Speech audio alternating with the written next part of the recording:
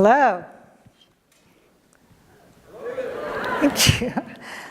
Yeah, it's really, I'm honored, so honored to have been asked to speak here today. And I had a great day today, going to a couple classes and meeting a lot of folks here. You guys have some great things going on, including the farm and these January programs where you get to fly all over the world. So it sounds like a great thing, and thanks for having me today. There you go. So I'm going to tell you today the story of the food system, which of course you all, it's a story, so you all are the characters in the food system. And I know that Hannah told you not to stand up, but if you ate today, please stand up. You are all part of the food system. Thank you. You can sit down now. So I'm going to talk about what it is, why you should care about it, how it's doing, and how you can become involved and how you can help to shape it. So the thing about being involved in the food system is you can engage in it in a lot of different ways and really help impact it. Ooh, what's that? I think I'll snooze it. Let's see, how do you do that? Let's see. There we go. Not my computer. So whether you're passionate about climate change and impacting climate change, or whether you're passionate about farmland preservation, or maybe rural revitalization, or maybe it's the environment, or maybe it's local food access and making sure everybody has access to healthy food. Maybe you're passionate about structural racism that can be in the food system and addressing that, or maybe hunger or food insecurity, or maybe just finding jobs for young people, or maybe it's just really eating well. So all of those things are part of the food system and things you can impact by getting involved in it. Go. So there are many ways to engage in the food system, and in your personal life you can pay attention to where you shop and where you buy your food and who's growing it and how it was grown, or you can get involved in maybe your local community and a food policy council. So many ways to engage personally. And in your professional life, I know a lot of you want to go on to work in medicine, so at the intersection of health and food, there's a lot of opportunities, or engineering, lots of opportunities there. If you're interested in energy and energy systems and climate change, or the integration of energy and environment, lots of opportunities there. Or maybe you want to work in local government, or be a planner, or be a lawyer, or maybe you want to be a journalist or work in media. All of those ways can intersect with food if I can motivate you tonight to get involved in the food system. So to me, the heroes of the story are the new young farmers that are engaging. They're actually the new rock stars now. And the young people that work so hard on their farms and often don't have any fallback if they're working with particular crops or vegetable crops or animals. There's no federal safety net like there is with some crops. And so a hailstorm comes in, or things that are completely beyond their control, and they can lose everything. So those are the heroes. Come on. And I urge you not to see villains in the story. The agriculture farmers that are existing now and maybe are of the larger scale, or maybe aren't farming in a way that meets your environmental ethic, or meets your animal welfare ethic, or maybe honors labor in a way that you'd like to see labor honors. A lot of them are really embedded in a system that makes it really difficult for them to change. And so what we were trying to do is provide opportunities so that they can shift their systems to being more sustainable if possible. And just a little bit about my story. I grew up on a poultry farm with 80,000 chickens for eggs, and so the picture you see here is a lot like the farm that I grew up on, and I was involved in all my summers and after school in the farm. When I left the farm, I didn't think I'd ever be in agriculture, and it was some other life experiences that brought me back, but you'll be happy to note that I still have chickens, and those were my 5, and they're gone. So what is a food system?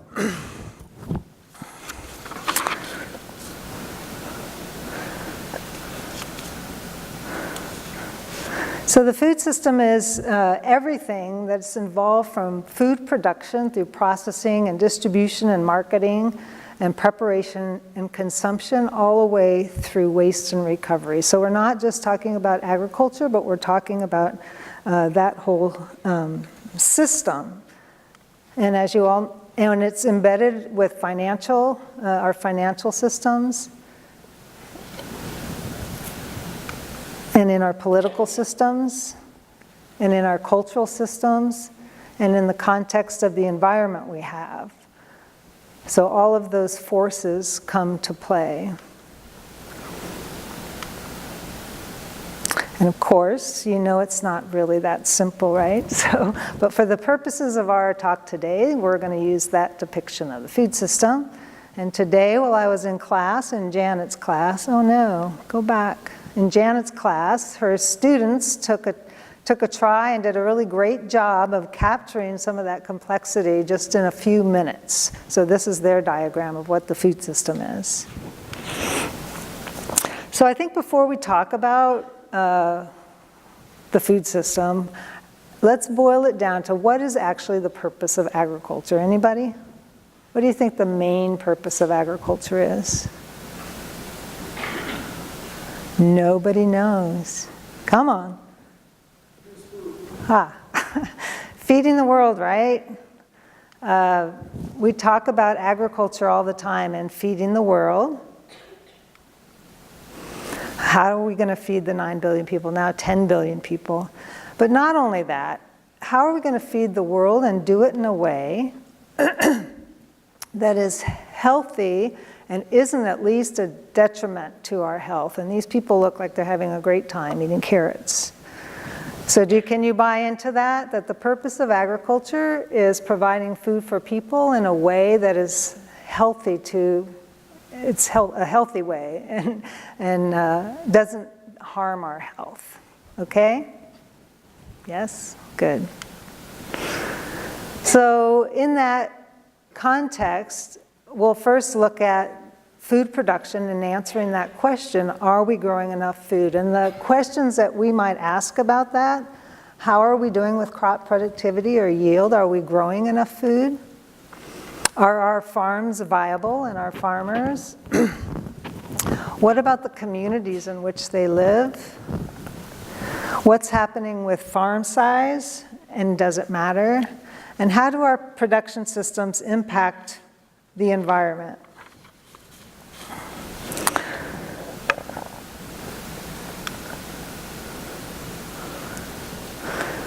So feeding the world.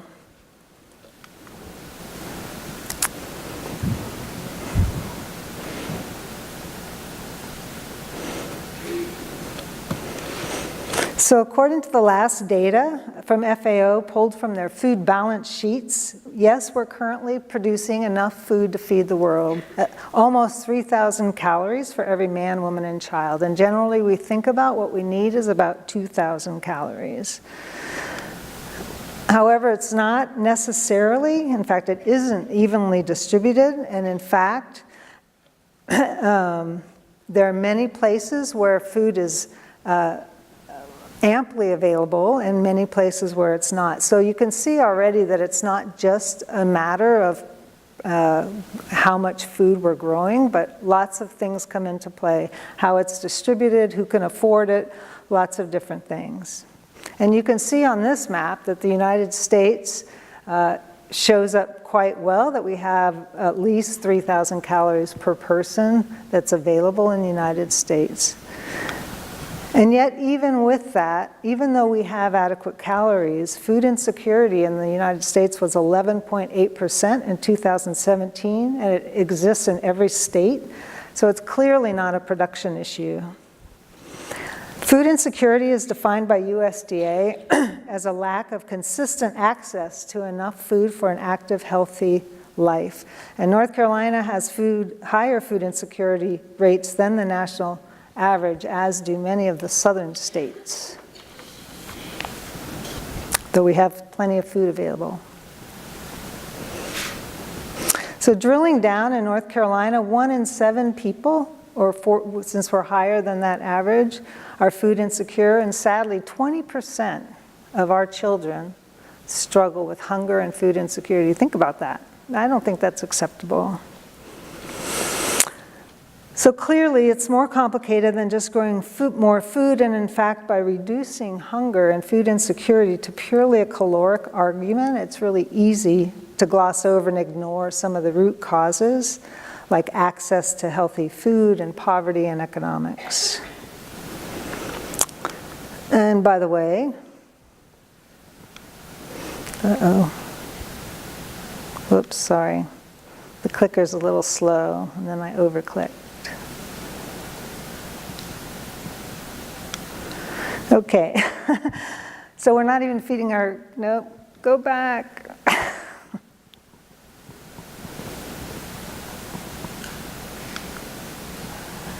Stay.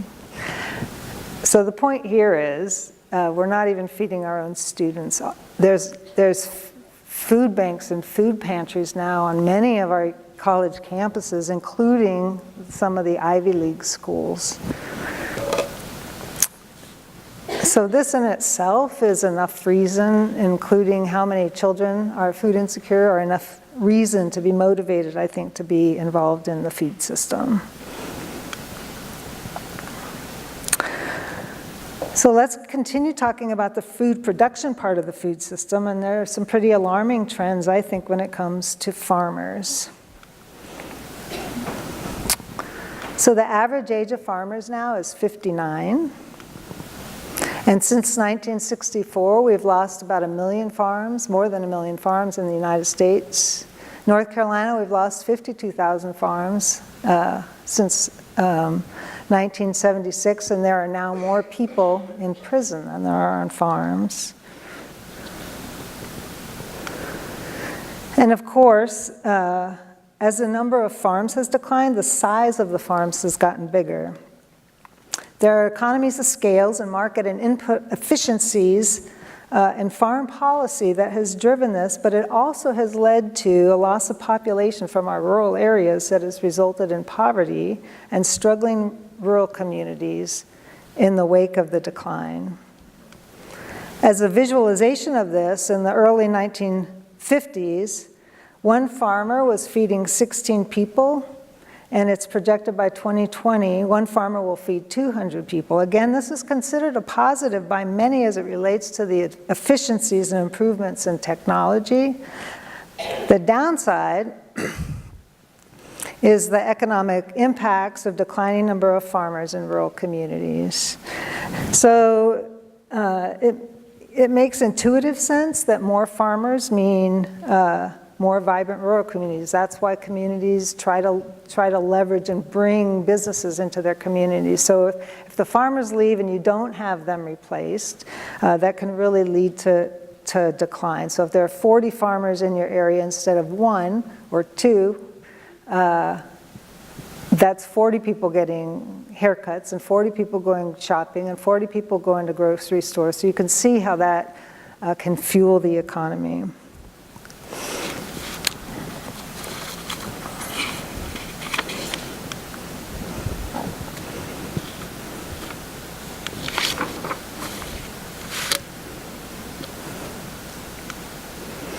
So one of the projects that CEFS has implemented in 2010 is the North Carolina 10% campaign, where we ask businesses and individuals to commit 10% of their food dollar to local foods. So if just 10% of our food dollar went into local foods, that would be a fuel for the economy of $4.1 billion that would stay in North Carolina and circulate and fuel economic growth rather than leaving the state in support of other folks' farmers.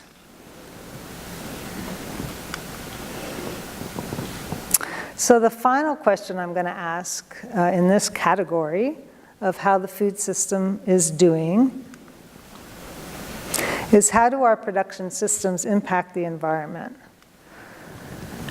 But before I talk about the impact of production systems on environment, we need to mention the impact of environment on our production systems, and especially climate change. Farming is difficult already, and it's going to get harder and harder with climate change. We're really vulnerable to large and small disruptions in growing food. The way agriculture is structured, that major food producing regions are concentrated in some pretty vulnerable areas. So we can lose a lot to a hurricane in Florida, or fire and drought in California, or rain or hail in Texas. So the more we diversify our production systems across the country, the less vulnerable we'll be. And that's one of the reasons I really like the local foods movement, because it's doing that, not just in North Carolina, but across the country. And so agriculture is becoming more localized and more regional, which will help us to buffer some of the impacts of climate change. So here we're going to hear from Alex Hitt. He's one of Alamance County's shining farmers who's been a sustainable ag producer here in the county for many years. He's going to talk about the impact of climate change at his farm. Since we've been here for almost 4 decades, we've seen essentially every weather record set. So we've seen the hottest ever, the coldest ever, the deepest snowfall ever, the wettest year ever, all of those things we've seen set. And so what we're seeing in relation to climate change is that all the extremes are getting more extreme. And so for us, that is a challenge because plants... Where is he? Sorry. I'd like you to see Alex. What happened? Should I click back on? Let's try that. No, you have to. Should start tap dancing or something. He wants to tap dance. They don't have much of a humor.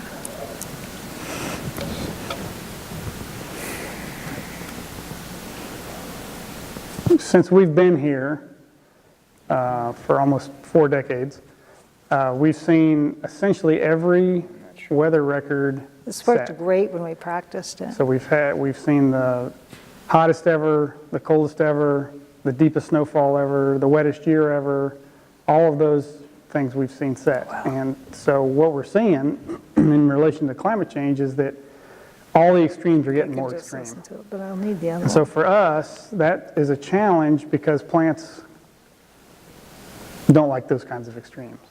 And so we're having to make adaptations both in some of the kinds of crops we grow or the varieties of crops we grow that can take those extremes. And the biggest one is water, too much water, or too little water, but mostly lately too much water, which puts us behind in planting. The other thing on the too little water side is we've always tried to control as much water as we can in ponds and so that we have it in the dry periods. So all those sorts of extreme factors we're trying to moderate as much as we can. One big factor that we've watched closely for us is tomatoes is our #1 crop. And tomatoes don't pollinate when it's too hot. And so we're having these extreme heat periods, particularly in June, which is peak pollination period. And so we're looking at how either we can have some different varieties that do better in the heat, or we can possibly move our production a little bit earlier to avoid that heat period. That's maybe our single biggest sort of heat-related issue beyond just the too much water or too big, huge storms, too much wind, all those sorts of things that affect everything on the farm. Sorry you couldn't see him, but hopefully you were able to get the gist of that.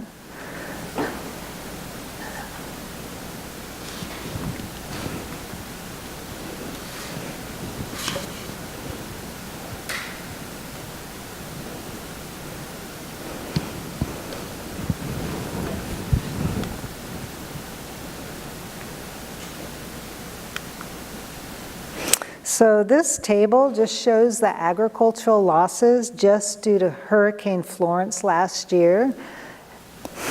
I don't know what's happening. Sorry.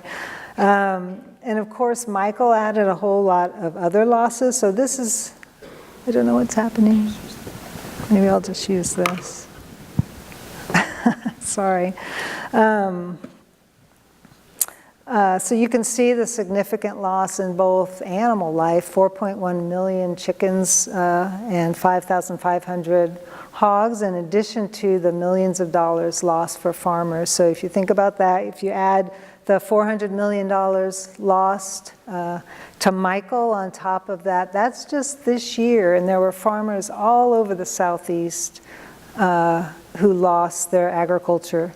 So climate change is already having a major impact, and though you can't pin any one storm on climate change, it was described the other day to me, it's like every storm is being impacted and might be more intense and wetter, and the droughts are drier, so that kind of major impact is happening.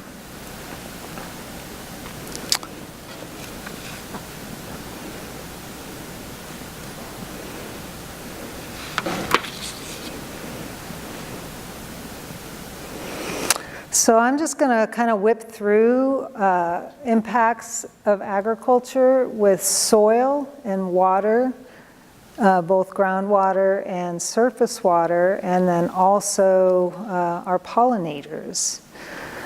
So right now, our soil loss in the United States is about tenfold how fast we're forming. And of course, agriculture production practices can really impact this. So this is something we could turn around really quickly with the right production practices. For groundwater and groundwater depletion, the rate of depletion has significantly increased. And you can see the impact on the Ogallala aquifer, the Mississippi embayment, the alluvial basin in Arizona, and also Central Valley. And this, of course, water is necessary for growing crops in many of these areas.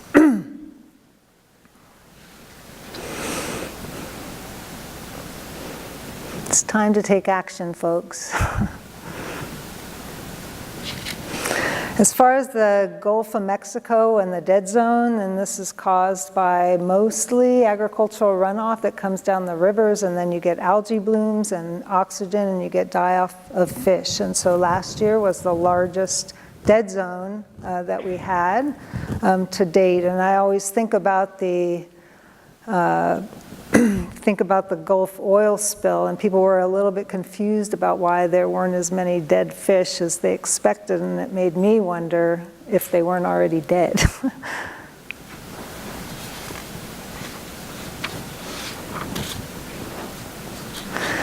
So with our pollinators, causes are still being debated, but colony collapse disorder may involve different stressors, including parasites, pests, pathogens, poor nutrition, and sublethal exposure to pesticides. Beekeepers have lost about 33% of their honeybee colonies in 2016 and 17, and 1/3 of the food that we eat depends on pollinators. And so they do have a message for us.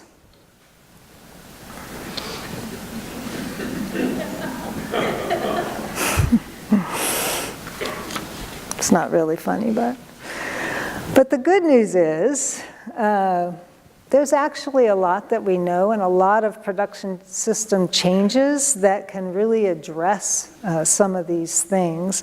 For example, cover cropping, which this is a picture right in Chatham County at Periwinkle Farm, doing reduced tillage systems where crops are planted into a residue that can help with soil conservation and water conservation. Integrating crops and animals together, back together again, how they would kind of belong together with pasture species and longer rotations, and even within tree systems in this agroforestry example that you see here. Or organic systems can play a role, especially if they're caring for the soil and using longer rotations and reducing their chemical use. Or through innovative technology like grafting of tomatoes, or lots and lots of soil conservation practices.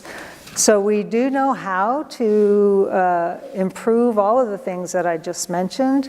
We just need to have that, the will to do so, and I'll talk about that in a little bit. All right, so now we're going to shift gears in the food system. And obviously, I'm not going to have time to talk about each of those things, so we're going to move right up to the consumption side of the story, as this gets at the other aspect of agriculture. So we have, that was the feeding the people side, and now we're going to talk about the impact of agriculture on our health and our well-being. So some of the questions around that we might ask are, is our food healthy, and are we healthy? Are we growing the right crops? How much household income do we spend on food? Who has access to healthy food? And is our food system equitable? So first we're going to look at two health outcomes that are really diet dependent: diabetes and obesity. So cancer and heart disease could also be in this mix, but it's a little bit harder to separate out how much of that is connected to diet. So these are the percentages of obesity among US adults. And as you can see, the percent of North Carolinians who are obese is between 30 and 35%, roughly 1 in 3. And this is, of course, food system related. So all states now have more than 20% of adults who are obese, and southern states have higher obesity than the rest of the country. And it hasn't always been this way. This is the trends over the since 1994, where the highest rate was 18%. So pay attention to that 26% in 2015, and go back to our original slide where we're over 35%. So this is a really difficult trend. And when we talk about our children, according to the CDC, the percentage of children and adolescents who are obese has more than tripled since the 70s, and now impacts 1 in 5 children and young people. And children who are obese have way more chronic illnesses, including asthma, sleep apnea, bone and joint problems, type 2 diabetes. They're more likely to be bullied and also to suffer from self-esteem. And they're also more likely to have these chronic illnesses as they get older as well. So here are some recent articles in both the Army Times and the Military Times, written by generals talking about obesity as a national security issue. So 27% of those who go to a military recruiting station now are currently turned away because they're too heavy to serve. So we are also a nation of extremely high diabetes rates, again related to the food we eat. In fact, we have the highest prevalence of diabetes among developed countries in the world, with an average of 11% of Americans between the age of 20 and 70 who currently have diabetes, and an additional roughly 70 million Americans that have prediabetes. So if the trends don't change, 1/3, this is what we're doing with our children, 1/3 of the children born in 2000 or later, if these trends don't change will have developed diabetes in their lifetimes. And you can see that the trends in increase over the last number of years is the same as the obesity trends. And it costs our nation a tremendous amount of money. So we have to start including these costs when we talk about the cost of food in the country. If we can provide cheap food, but it's costing us on the back end in healthcare costs, then that has to be part of the equation. $149 billion in medical costs per year for obesity, and an additional $66 billion in lower productivity, another $327 billion to treat diabetes on an annual basis. Again, this is just two of the diet-related diseases. And we also have to talk about equity.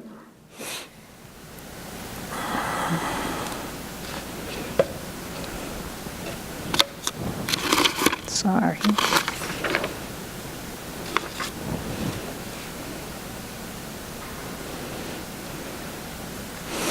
For both of these diseases, Blacks, Hispanics, and American Indians have much higher rates than whites or adults, and this is the disparity in obesity, and this is the disparity based on race that we see for diabetes. So why this disparity and why such poor health outcomes? So some of it is about where people live and do they even have access to healthy food. Some of it is our love of convenience, and some of it is economics, and that healthy food generally costs more than highly processed foods.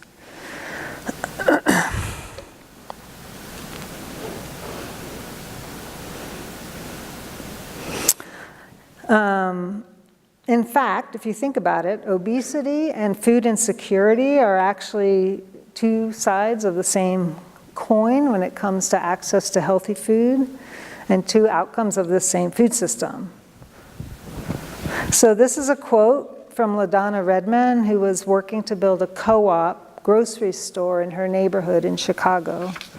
I can go and buy every variety of fried chicken imaginable on the west side of Chicago. I can get it in great variety. I can buy cigarettes, I can buy liquor, I can get designer clothes, I can get heroin, I can get crack, I can get a gun, but I can't get an organic tomato, I can't get a cup of yogurt. I can't get romaine lettuce, I can't get a banana or an apple, but I can get every variety of potato chip there is.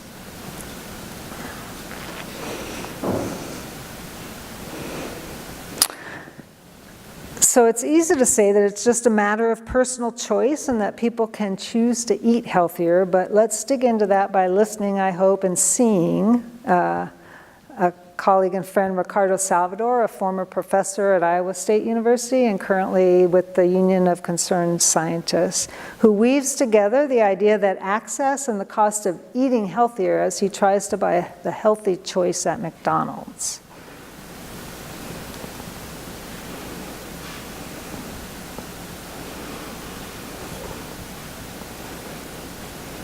You're thinking people just need to take care of themselves, make better choices. So let's delve into that. So I mentioned a while back that what we're really buying when we go to buy this stuff is convenience. We're saving time.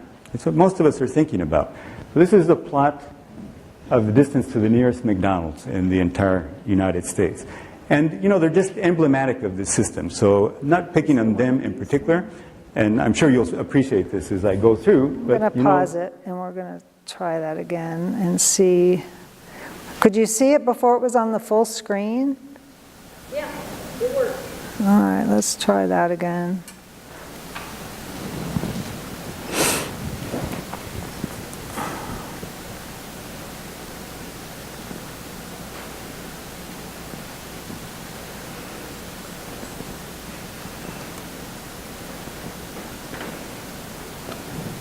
Fingers crossed. You're thinking people just need to take care of themselves, make better choices. So let's delve into that. So I mentioned a while back that what we're really buying when we go to buy this stuff is convenience. We're saving time. That's what most of us are thinking about. So this is the plot of the distance to the nearest McDonald's in the entire United States. And, you know, they're just emblematic of this system. So not picking on them in particular, and I'm sure you'll... All right, we're going to skip that. It's too bad.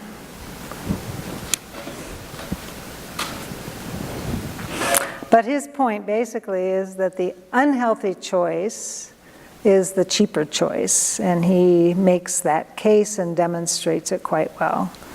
So what's going on and why is the cheaper choice the unhealthy choice? And there are many reasons actually, but let's take a look at that. Let's look at what we're supposed to eat, what USDA recommends we eat. 50% fruits and vegetables, unprocessed, and 50% grains and protein with a little bit of dairy thrown in. And now let's look at what we're actually eating. This is a weekly grocery spend for a typical American family based on a series that goes worldwide with these kinds of pictures in different countries by Peter Menzel. So this is the weekly grocery spend for a typical American family. And here are some pictures from around the world. A little bit different.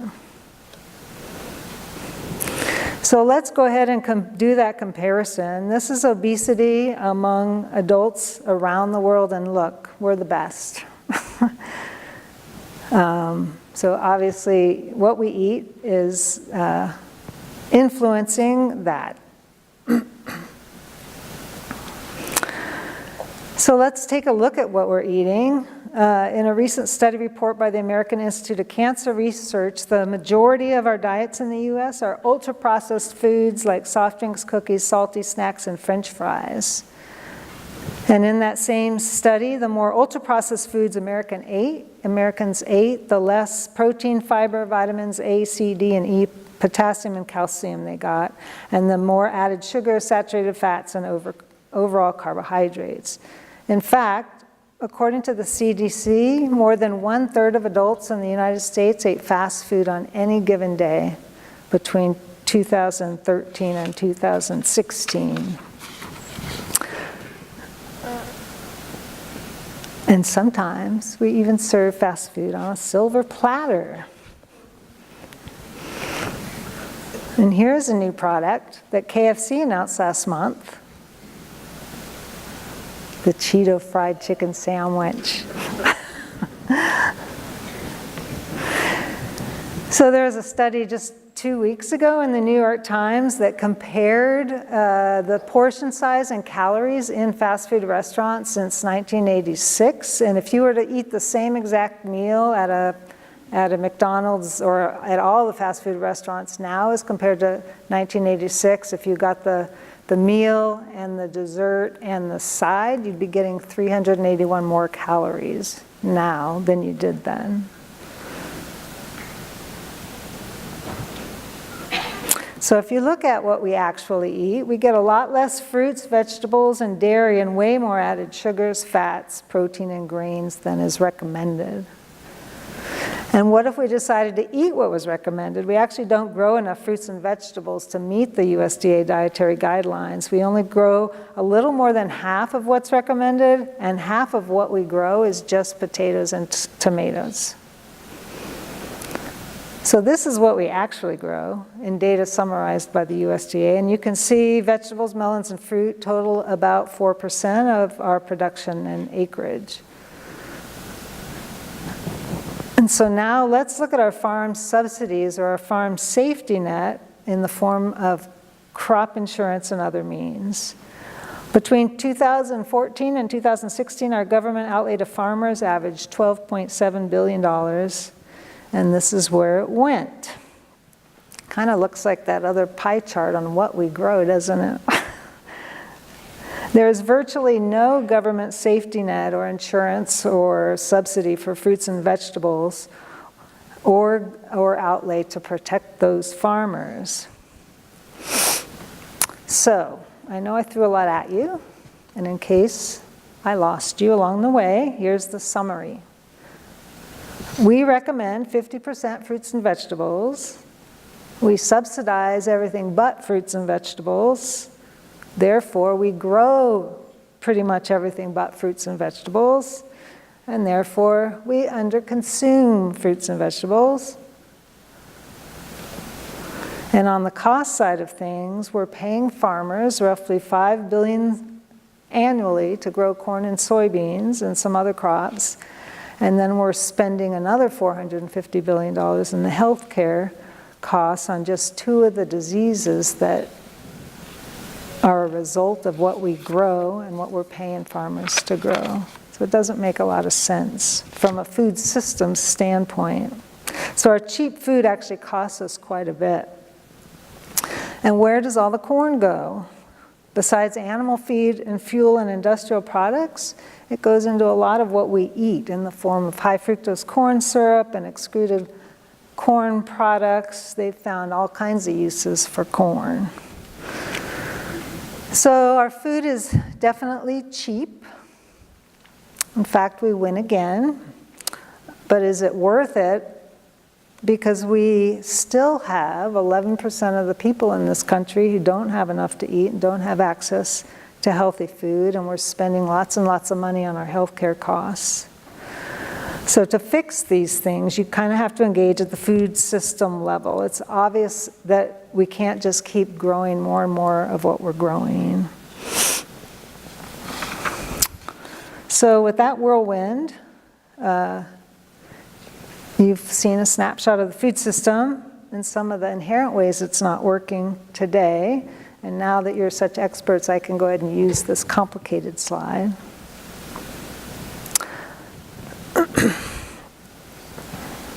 But fortunately, there's all kinds of wonderful things happening in North Carolina and across the nation where groups, including CEFS, are looking for models of change.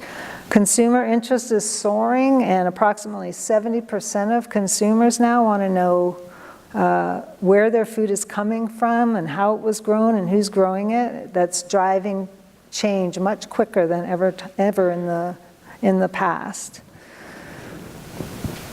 So here comes the win-win. Local food systems offers a lot of opportunity for change. Now, these things don't just happen by themselves. As we think about how to redesign the food system, we have to think about these things and work these kinds of things in where we can get healthy food access to everybody in an environmentally sustainable production system. So it doesn't just happen by itself. It has to be designed that way.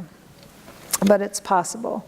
So I want to talk a little bit about our center now and the kinds of work that we do. And our mission is to develop and promote just and equitable food and farming systems that conserve natural resources, strengthen communities, improve health outcomes, and provide economic opportunities. And we're a partnership of NC State University, NC A&T State University, and the North Carolina Department of Ag. And our mission statement has changed a lot over the years from us just learning more about the food system. So we've gone from working on just production systems, and now we have words like just and equitable and community and health in our mission statement that reflects the changes.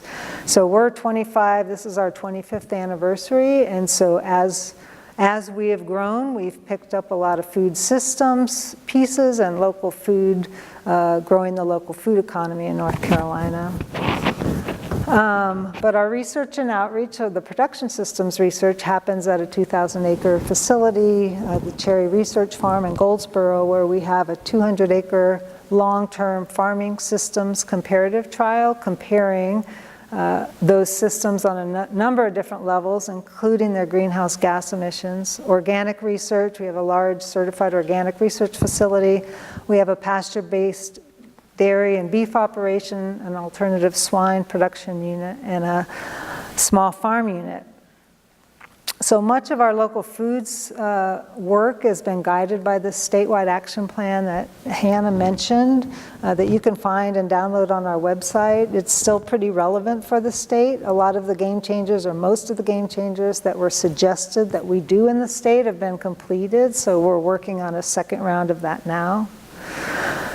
So we have a lot of different kinds of food systems work, trying to get those leverage points where we think that we can make a change. And I'll just walk through some of those. Our first food systems project where we got off the research farm was our NC Choices project to work across the, we were developing farming systems that we felt really good about from a sustainability standpoint and an economic standpoint, and there was a lot of market in the state for, in this case, sustainable meat, and a lot of producers who were willing to raise that meat, but we realized that all of the infrastructure in the middle was non-existent for small farmers. So even though we have like the largest capacity for hog production in the state, there was nowhere for a smaller farmer to take their animal to the market and get it slaughtered and processed in a way, get the package back and be able to sell it.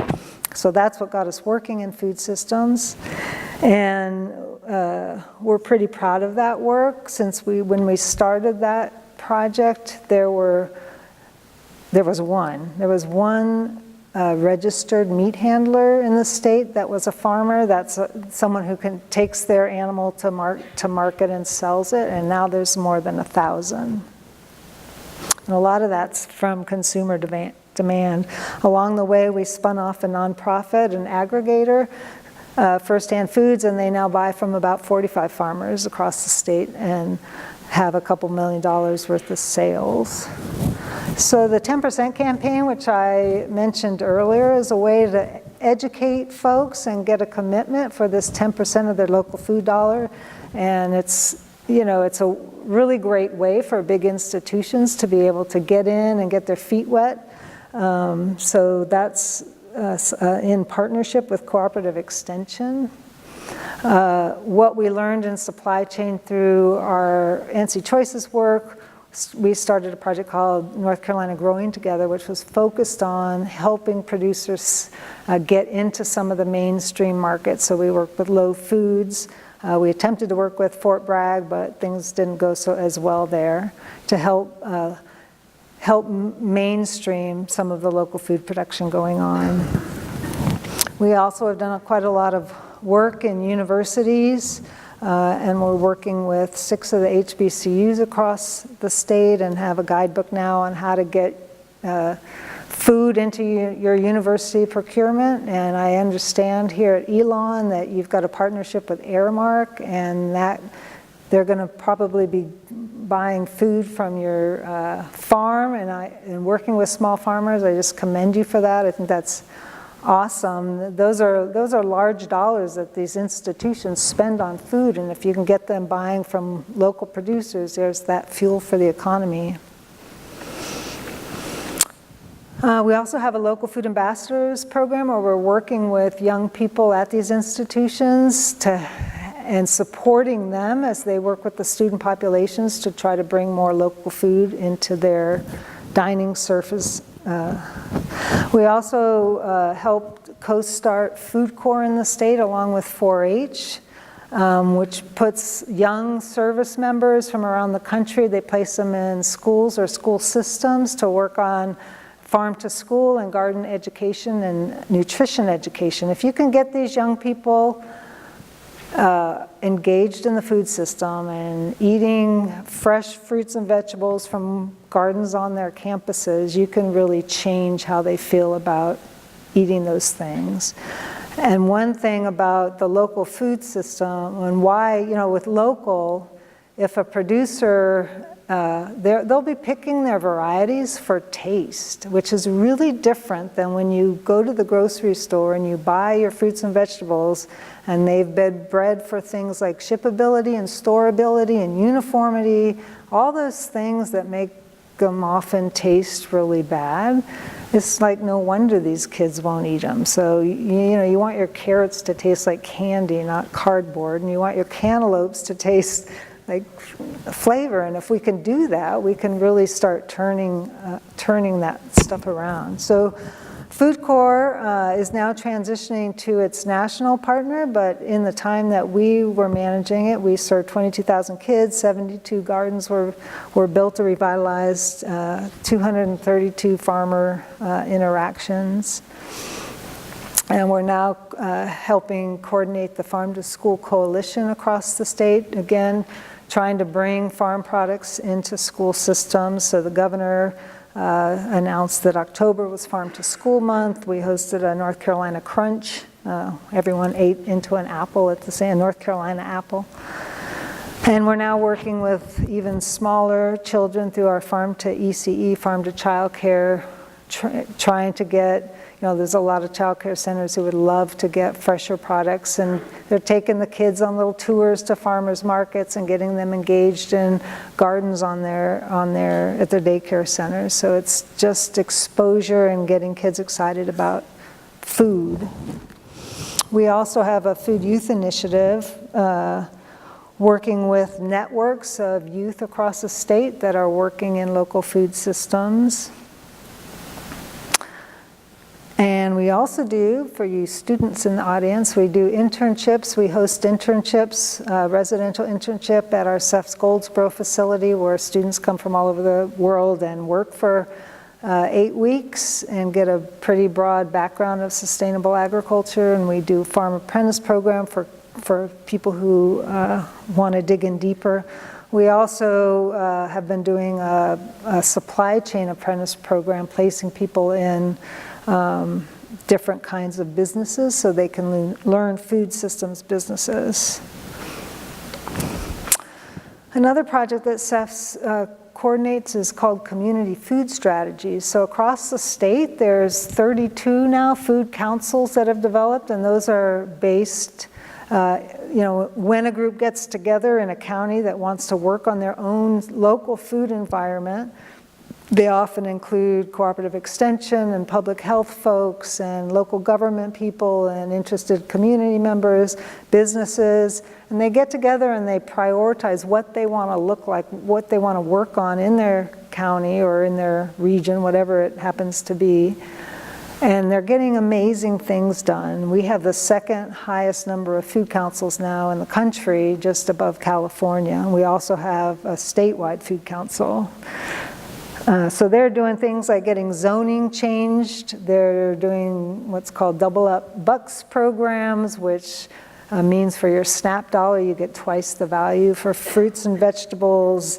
They're doing incubator farms, all kinds of things that these food councils are getting together to do. It's really quite exciting. We've also been spending some time focusing on food waste, and it's really amazing in a bad way how much food waste there is. So not only throughout the supply chain, but we had a graduate student who quantified how much was left in farmers' fields, and up to 4,000, 5,000 pounds of fresh fruits and vegetables. And there's reason for it. It's when a farmer gets to a point where it's going to cost him more than they'll ever if the markets drop. So it's not the farmer's fault, but I think it's something that needs attention when we have so many food insecure people. There's been all kinds of environmental resources that have gone into growing that food. How can we figure out how to take that food and get it to people who need it, want it, without driving the price down so that the farmer ends up getting, more squeeze? We also are working on within racial equity in the food system and structural racism by raising awareness about that, trying to build a shared language around equity, building a shared analysis of structural racism, and developing resources and sharing tools.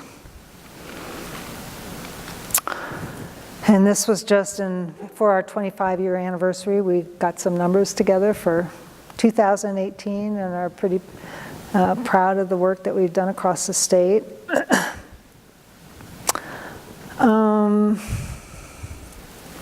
But I do want to say that it's really, we don't do anything in isolation. Everything we do is in partnership, and there's groups and organizations and new businesses across this state doing amazing, amazing work. So I encourage you to learn about them. People are working together and developing new models to try to get, we want an agriculture that gets healthy food to all people, keeping farmers in business, keeping our rural communities viable, environmental sustainability, having an agriculture that's getting carbon out of the air rather than as a carbon sink rather than adding to the problem. So our partnerships have really expanded over the years. We've had great funding from, Blue Cross and Blue Shield Foundation of North Carolina. They see their healthcare costs and they see healthy, fresh food as a way to bring down those costs. So they're interested in supporting this kind of work. Z. Smith Reynolds Foundation, Kellogg Foundation, we get a lot of funds from USDA and also Golden Leaf Foundation. So this is your call to action. There's so many ways that you all can get involved in this.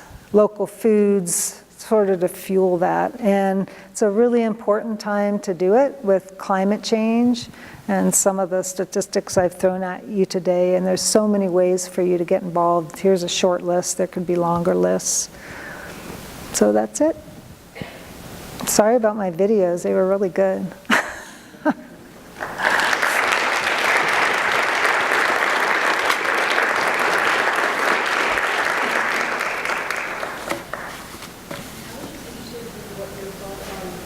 Production in North Carolina is. Pardon me? I was interested in what your thoughts on meat production in North Carolina is. Well, we have a lot of meat production in North Carolina. We're, I think, #1 in poultry, and we're #2 in hogs. And I think that, and then we also have a lot of pasture-raised meat and alternative systems work going on. And so, there's been a lot of, when you separate crop and animal production like we've done in this country, so all the corn is grown in Iowa, we've got all the animals here and you're shipping, I heard the statistic one, if we had some kind of natural disaster, we only have 3 days worth of food for those pigs on hand at any time.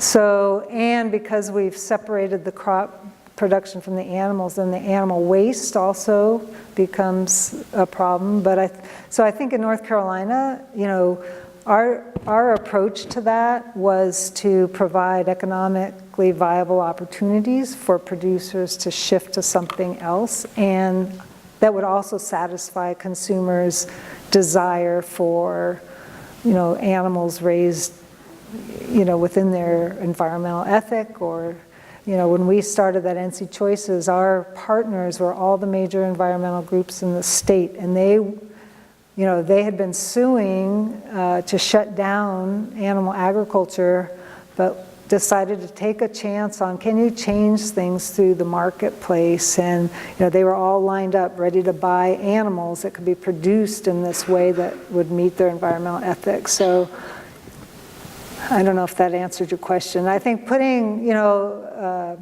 meat gets a pretty bad rap, but if you can put crop and if you can build in animal systems to longer term rotations and pastures, which actually is really good practice for soil, and also where the manure is being returned right to the production instead of having to be transported. I mean, it's good for soil. If it's at a reasonable quantity. And then also these agroforestry systems that is mixing now with trees, so you're growing a forest, so you're grazing animals when the trees are small, and the trees grow and provide shade for the animals, and then you can harvest the trees later, and then in the meantime they're carbon, really sequestering carbon. I think there's some real opportunity with that. Thank you.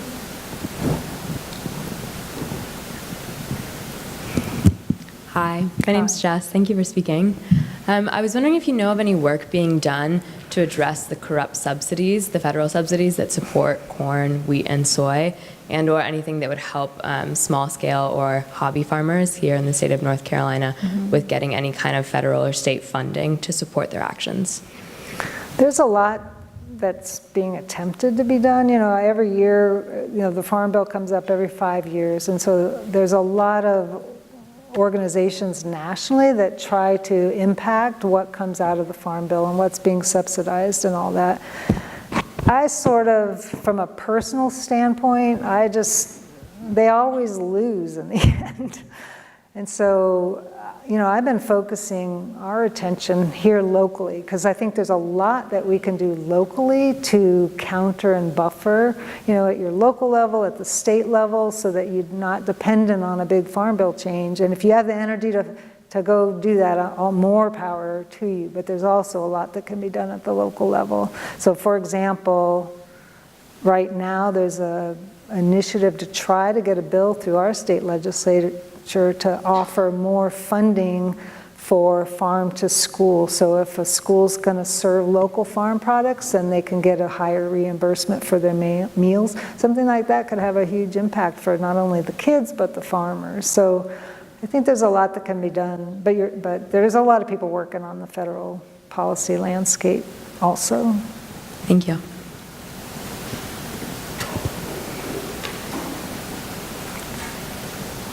I don't know if this one's on. Is it on? Okay, yeah. So I live in Burlington, which is a bedroom community, so a lot of people commute for work. And because of that, we have every fast food place imaginable, especially close to the highway exits. So I guess my question is, how do you convince people to eat healthy when they're passing 20 fast food restaurants on their way home? I don't know.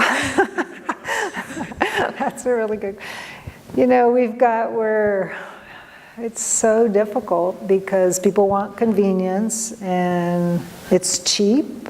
I wish I could have played, if there's any way you could work on this and I could play that little clip from Ricardo who goes into a McDonald's, right, with the idea that he's going to buy healthy food. And so he's looking at the prices. He can get 2 Big Macs, a huge drink, French fries for less money. Then he can get a plain, without dressing, Caesar salad and water. And so, that's what we're up against. So it's like, we have to work at all levels. We have to work with kids to get them to eat better, to enjoy eating fruits and vegetables because they taste good again. We have to work on poverty and economics, and there's just so many things. But fortunately, there's so many people working on it.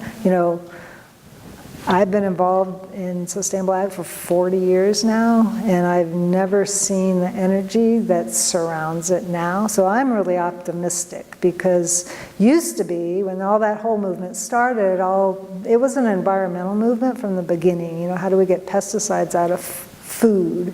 That was the main question. And sadly, a lot of people don't care about the environment, even though they should.